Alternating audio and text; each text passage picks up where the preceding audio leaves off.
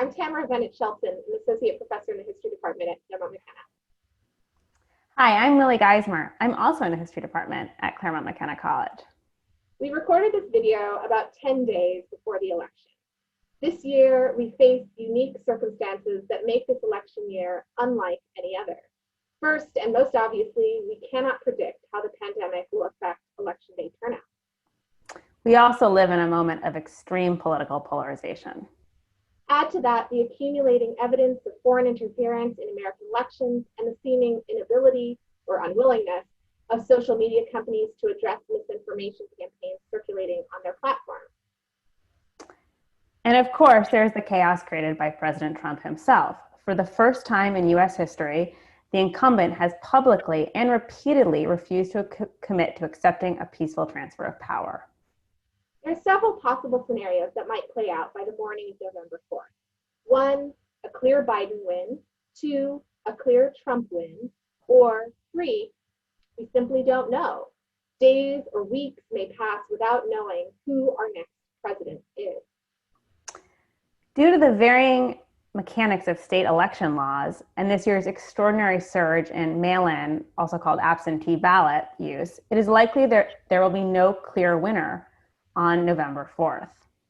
All scenarios for this election, from the most probable to the least likely, have a history. If the 2020 election results are delayed or contested, it will by no means be the first time that happens. So here are some questions you might be asking. Has the Electoral College ever deadlocked, and what happened then? According to the Constitution, if no single candidate wins a majority of the electoral votes, the decision goes to the House, where each state gets 1 vote. The House has only decided the outcome of a presidential election 2 times. In the election of 1800, it took 36 ballots over 7 days for Thomas Jefferson to defeat Aaron Burr. And then in 1824, John Quincy Adams defeated Andrew Jackson, who had received a greater share of popular vote. This was the result of some shady dealing by the Speaker of the House, Henry Clay, who went on to become Adams' Secretary of State. You can Google corrupt bargain of 1824. Have election results ever been contested by other means? In 1876, Republican Rutherford B. Hayes ran against Democrat Samuel Tilden. Hayes secured 166 electoral votes, while Tilden had 184. 19 electoral votes remained up for grabs. Under an unwritten and brutally hashed out compromise of 1877, Democratic congressmen conceded the 19 votes to Hayes, bringing his total up to 185, in return for the end of Reconstruction.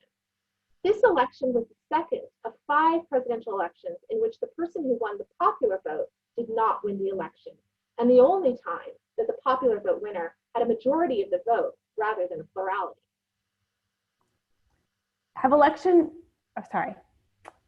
I was thinking about all those numbers and how difficult it is to add them up. Have official election results ever been delayed? First, let's dispel a myth. There are never official results on election night.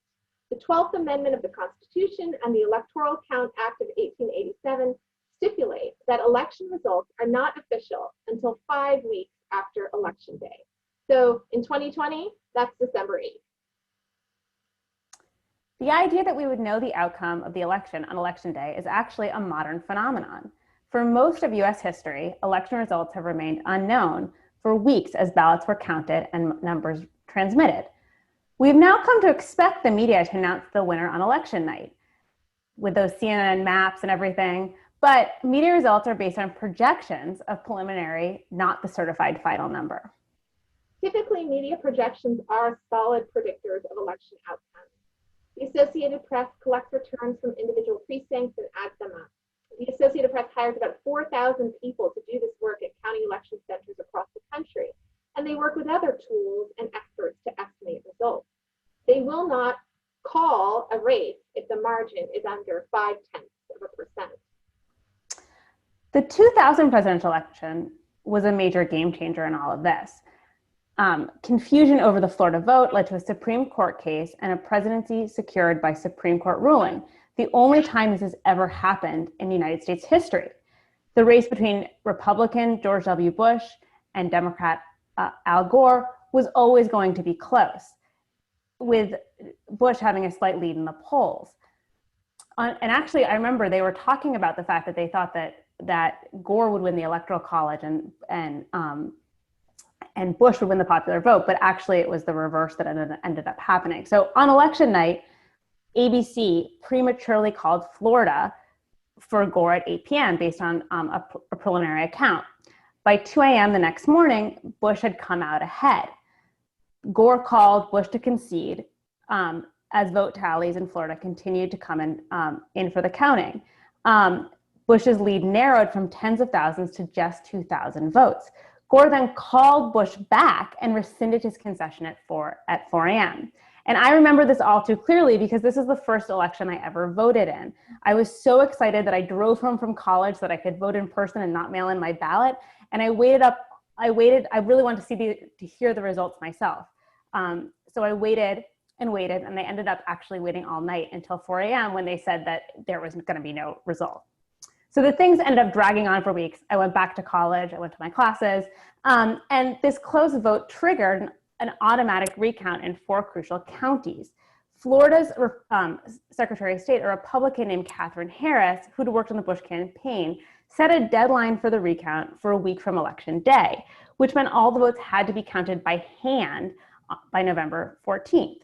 Gore's campaign successfully petitioned the Florida Supreme Court for an extension until November 26th, and only 2 counties managed to complete the recount by the deadline.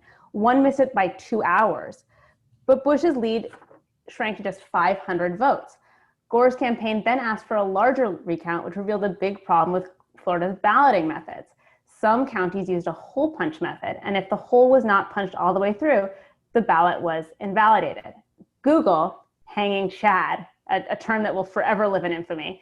Tens of thousands of ballots had been discarded for this reason, because of the hole punch. And so 19 days past Election Day, there was still no clarity on the winner. At that point, the Supreme Court, by a 5-4 vote, halted the recount, arguing that a recount of only some ballots violated the Equal Protection Clause of the 14th Amendment. Gore conceded, and Bush was declared president. And Gore was then the first president in more than 100 years to win the popular vote, but lose the electoral college vote. In United States history, has the transfer of power ever not been peaceful? No. One of my earliest political memories was watching Bill Clinton's 1992 inauguration on television at school. In that year, he defeated George H.W. Bush, a one-term president.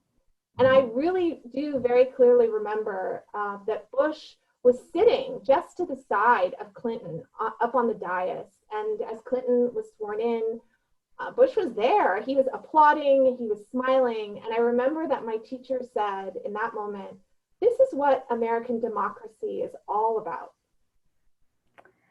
A defeated politician is not required by law to show up and applaud a successor.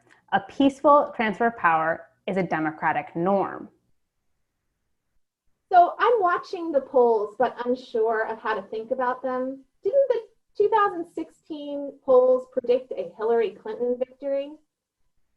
Yes. Clinton was slightly favored to win in both national and state polls. And by any standard, the national polls were accurate. Clinton did win a majority of the popular vote, with nearly 3 million votes cast for Clinton rather than Trump. But she lost the Electoral College vote in ways that surprised many pollsters. State polls were not that far off, but there were at least 3 errors that polls made. 1, undecided voters broke for Trump in the final days before the race. Google Clinton's October surprise, or the shy Trump effect.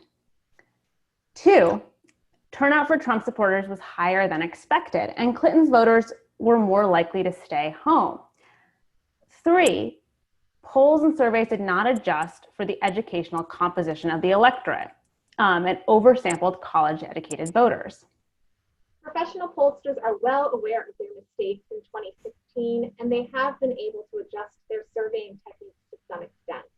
More importantly, however, the unique circumstances of this election may mean that polls are only accurate so long as an outbreak of COVID-19 around election day does not throw in-person voting into disarray, and if everyone who actually votes has their vote counted. Why should anyone worry that not every vote will be counted? Isn't voting a constitutionally protected right? Yes, the 15th, 19th, and 26th Amendments protect the voting rights of U.S. citizens of majority age, and the 14th Amendment has an equal protection clause that has been interpreted to protect voting rights. But voting is not a basic right like your right to life or liberty. There are different ways to interpret constitutional protections for voting.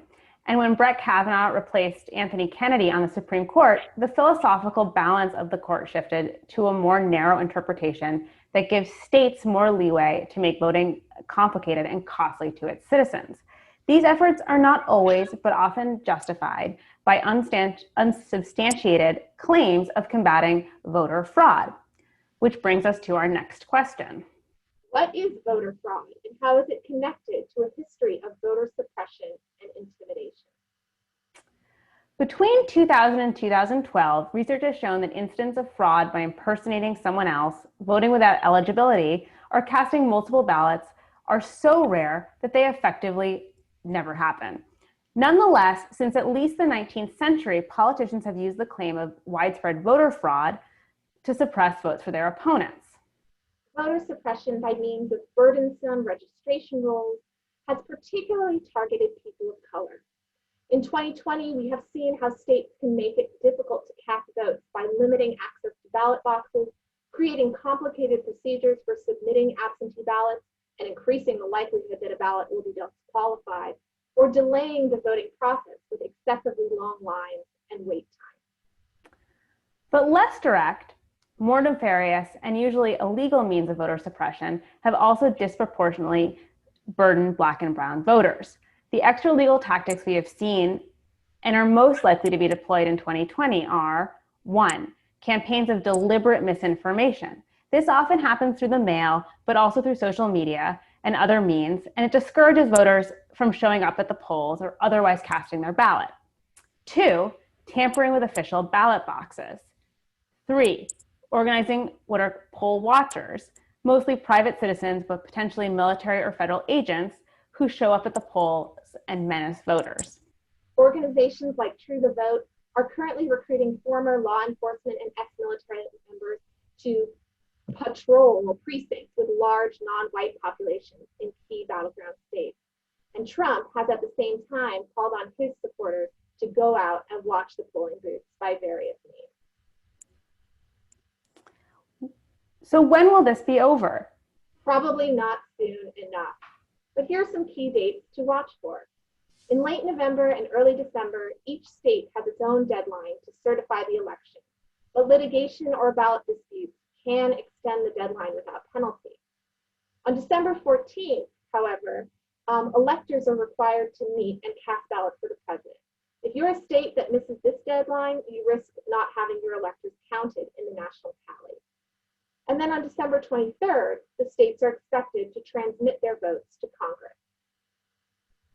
Then, in 2021, January 3rd, the new Congress is sworn in. January 6th, Congress counts the electoral votes and certifies a winner. January 20th, by noon on this day, the new presidential term begins. If Congress has not yet certified a winner, the Speaker of the House will temporarily become president. I feel anxious. What can I do in the meantime? Take a break, breathe deeply, go for a walk, turn off your devices, or turn them back on to binge watch TV. You could also do your schoolwork. Oh, that too. Remember your essential media literacy skills too. 1, slow down.